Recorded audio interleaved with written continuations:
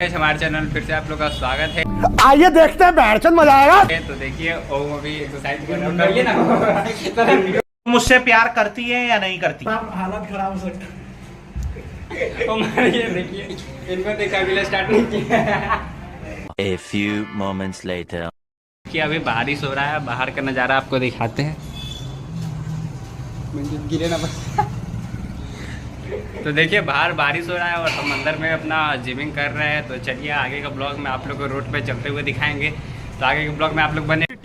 अबे जल्दी बोल, कल सुबह पनवेल निकलना है। बाहर में उजाले में हम लोग इतना चिकना दिखते हैं, लेकिन अंदर जाते साला गड़िया के काला हो जाते हैं।